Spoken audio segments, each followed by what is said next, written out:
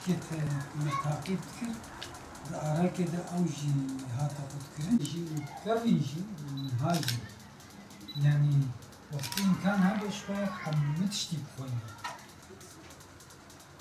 1994'de Ocak ayı 13'ünden hatta iro zigirtima bahar ki vaktin uzgirtim midgoşqa şqam mevinet kir bigirim vakti zgirtim jim goha ve qaraqulim bardan şqaraqulim birna hazakhet mehke durda min gozalti zaman gozaltiyavi zamanı işkence bu, tazibun bu, askı bu وقالكي يعني الجورا شرطي يروش خو قبول ناي قبول كرين والحمد لله او تشت الجورام حس كريه والجورام ديتيجي رابونا افجي تشتكي سوندريجيه تشتكي çünkü او نتشتكي انسانيه يعني او işkence او معامله او بشكل وجويدها تيجي يعني تتناق نقولوا هات نقرتن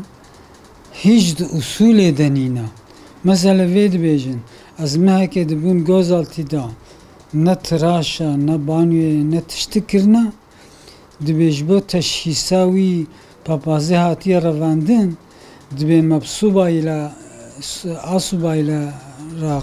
karıştırmış giriyor, u teşhis giriyor. Yani ne hakim u savcı u insana ki khondavan. إنسانك دراها سقاقة بعقل في قبولناكي فيدا فا أصول سزيا فيدا فا د تشيكا ناقه كسي صناوي دجي درد كبي بليد بي zararı dedi toplum tabi ne de insanaki tani peşi de insanaki de insan kendi insana tani fakat sonayı de toplum tani çünkü vakti hukuk ve hak ve adalet ve güvenç toplumu rabu navi toplumu da huzura ve insana layık huzura insanı diyeceğini onu kharad bey yolaz bayı rejim birna mahkemeci zaten vakti birma cezaviya hazakhi çend maha az dur heştima zur hezder nakhsnma mahkemeyi سوق نتكرم شيء ندبرم بيقوم برنا محكمة يعني دو دوسيا ابتدش خوختي اوقات دوسيا معني برمه وخون ولوس كيف خشبهم ولو كيف خشبهم ولو مگو كيجان حاكم و جزاي ديفي دوسيا از ولو چي بما مگو كيجا حاكم و جزاي ديفي دوسيا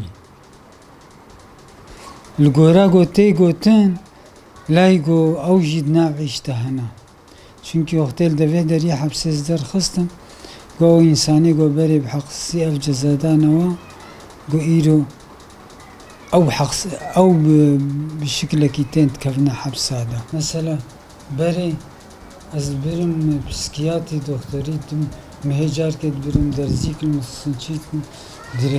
direncan pe ضعف كات شوشي بوم ما مدسمال كخوجز اسميج بكم بدا تشكيفا ازوينا بحالة جوز تربط كت معرديدا اشتيكو دازيل وخست اري ازويج قلت كت معرديدا وحتى جوز بالزار زور زرابهم يعني والقاسي ازت كلام يشكرم مثلا ايجو او درزي المخصن يكي جوانا جاول کی جوانه جم مرة نزدیکی ما گوتو گو درزی کولو یا 20 روزانه کاری خود توپارلانmış ki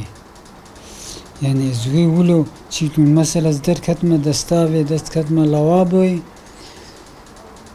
yani he دوی آرایه دا وی دونمه دا ما نزدیکی مهکدم ها بری وی دوی چکده چیتون hem خونه وکری قاچرما چید بو وردوی دا چید بو برید حیاتم دا تشتکی ولو نبو از چوما لوابی دا دور دست کتم yani hatta gösterabum خوب ور بگیری da bir şekilde çiğu en sonunda hatın